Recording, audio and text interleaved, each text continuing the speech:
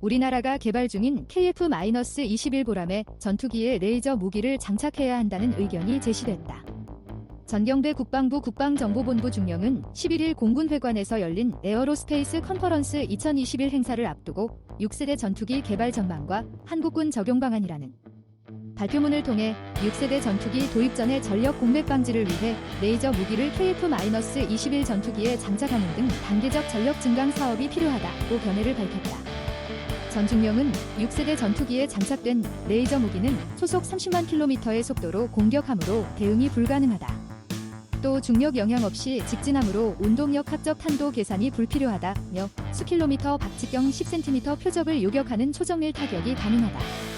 대기 환경 조건에 영향을 받으므로 공중에서 운용하는 것이 유리하다고 설명했다. 그는 5세대 이하 전투기는 간속 특성을 갖는 레이저를 탑재한 6세대 전투기에는 적수가 되지 않는다. 6세대 전투기는 4.5세대 이하 전투기를 레이더 탐지 후 바로 격추할 수 있다고 소개했다. 전 중령은 전투기에 장착한 레이저 무기가 적 대응에 도움이 될 것이라고 봤다. 그는 노출된 적 군사시설과 전투기를 레이저로 실시간으로 신속 파괴할 수 있다며 적 탄도탄이 발사된 경우 레이저를 이용해 상승 단계에서 요격할 수 있다고 설명했다. 전 중령은 레이저 무기 장착을 위한 연구에 속도를 내야 한다고 밝혔다. 그는 레이저는 현재 국방과학연구소가 연구 중이라 현재는 레이저 기술 격차가 크지 않지만 지금 본격적으로 시작하지 않으면 상당한 기술 격차가 발생할 수 있다으며 2028년 이후 전투기 탑재 레이저 무기 개발이 가능하고 2035년 이후 전력화가 가능하다고 말했다.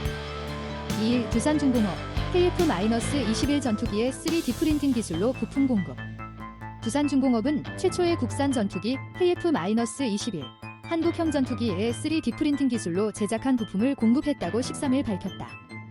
해당 부품은 전투기 내 공기 순환 시스템을 구성하는 기자재 중 하나다.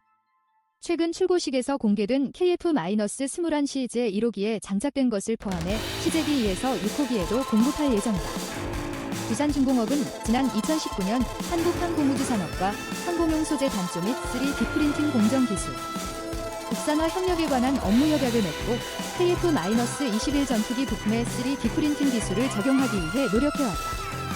양사는 부품 국산화율 확대를 위해 향후 양산 단계에서도 3D 프린팅 기술을 적극 활용할 계획이다. 두산중공업 전략혁신부문 송윤진 부사장은 그동안 3D 프린팅 기술을 통해 발전용 가스터빈 부품을 제작해왔으나 이번에 한국, 방위산업 부품 제작에도 해당 기술을 적용하게 됐다는 점에서 의미가 크다고 밝혔다. 3D 프린팅은 금속 또는 플라스틱 분말을 층층이 쌓으면서 레이저로 용융시켜 부품을 제조하는 기술이다. 제조 단가를 절감하고 제작 기간을 획기적으로 단축시키는 장점이 있다.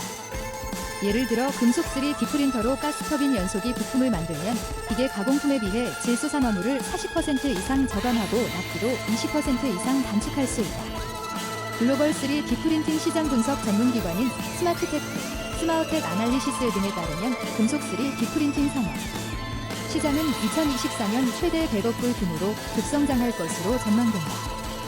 3. 6세대 전투기 부분은 레이저 무기 장착 여부 속도마하 3.0 이상, 인공지능 탑재 등 예상 미국, 러시아 등 세계 무기 선진국들이 6세대 전투기 개발을 추진 중인 가운데 중국이 스텔스 기능이 강화되는 것은 물론 레이저 등등 첨단 무기가 장착된 6세대 전투기를 개발 중인 것으로 확인됐다. 3일 홍콩 언론 대공보는 최근 중국 항공보 산하 매체가 중국이 6세대 전투기를 개발 중인 사실을 최초 공개했다고 전했다. 중국 군용기 생산업계의 도축인 성도 항공기공업집단과 선양, 심양 항공기공업집단은 이미 관련 프로젝트에 대한 평가를 진행 중인 것으로 전해졌다. 중국 전문가들이 예상하는 6세대 전투기의 특징에는 5세대기보다 강화된 스텔스 기능, 초음속, 고초음속 여러가지 상황에 따른 고효율 비행은 물론 인공지능 탑재, 광선, 전자파 등을 감지하는 감지 시스템, 유무인 경영 등이 포함됩니다. 특히 6세대기는 레이저, 전자포 등 빅무기를 장착함으로써 5세대기들이 상대조차 되지 못할 것으로 예상됩니다. 중국 군사 전문가 레이저, 르텍은 5세대 전투기 젠 J-22 양산 제작 과정에 들어간 가운데 6세대 전투기의 개발에 착수했다는 주장. 신빙성이 있다며 2016년부터 6세대기 설계 작업을 시작할 수 있다고 주장했다. 한편 미국, 러시아 등 선진국이 이미 6세대 전투기 개발에 박차를 가하고 있다. 2015년 미국은 6세대 전투기의 능동전자주사 레이더, ASA 등 지향성 에너지 무기, 광대역 스텔스 기술, 유무인기 자율통합 등 조건을 제시했다. 미군 6세대기 실물은 2025에서 2030년쯤 등장할 것으로 전망되고 있다. 아울러 러시아는 오는 2025년 이전 6세대 전투기 첫 시험 비행을 진행할 계획을 밝히면서 극초음속 미사일을 이 전투기에 장착하는 것은 물론 기체 자체적으로도 극초음속 비행이 가능하도록 설계 중이라고 시사했다. 4. 미 공군 전투기에 탑재하는 레이저 무기 개발. 미래 사회를 소재로 한 SF 영화나 만화에서 빠지지 않은 단골 소재가 레이저 빔을 발사해 적을 공격하는 전투기다. 물론 현재 레이저가 군용 항공기에서 널리 사용되고 있기는 하지만 보통 폭탄을 목표까지 유도하는 용도이고 레이저 자체가 파괴 무기로 사용되지는 않는다. 하지만 미 공군은 표적을 파괴하는 용도의 레이저 무기를 전투기에 탑재하기 위해 연구에 착수했다. 자체 방어용 고에너지 레이저 실증기 셀프 프로텍트 하이 에너지 레이저 데몬스트레이터 실드 이하 쉴드 프로젝트가 그것이다. 쉴드 프로젝트는 이름처럼 아군 전투기를 방어할 목적으로 고에너지 레이저를 사용하는 것이다. 표적에 대한 구체적인 언급은 없지만 드론이나 미사일처럼 상대적으로 작고 빠른 목표물을 공격하는 용도일 가능성이 크다. 그런데 사실 항공기 탑재용 레이저 무기 개발은 이번이 처음이 아니다. 막대한 예산을 투입했던 ABL, 에어보언 레이저처럼 대형 공중 레이저 무기를 개발했던 사례가 있다.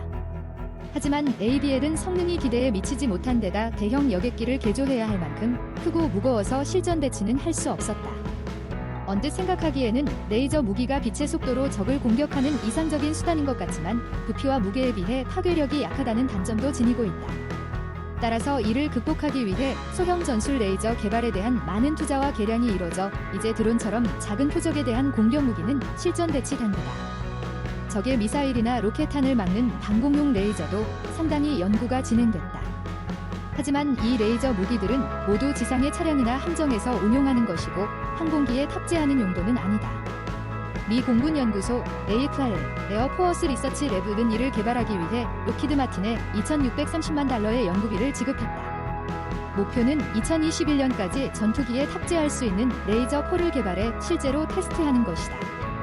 구체적으로 어떤 물건이 나오게 될지는 아직 판단하기 이르지만 적 전투기를 요격하지 못해도 미사일이나 드론을 파괴할 수 있다면 항공전 양상을 크게 변화시킬 수 있을 것으로 보인다. 다양한 드론이 정찰은 물론 공격을 위해 사용되고 있는데 이를 모두 미사일로 요격하는 일은 비용이 많이 들 뿐 아니라 아주 작은 크기의 드론의 경우 사실 미사일로 명중시키기도 힘들다. 레이저 포 자체의 비용은 비싸도 1회 발사 비용은 저렴하기 때문에 레이저 무기는 드론을 공격하는데 이상적인 무기 체계로 거론되고 있다. 적 미사일을 요격할 수 있는 수준의 레이저 무기가 가능하다면 더 큰 변화가 예상된다. 지대공, 함대공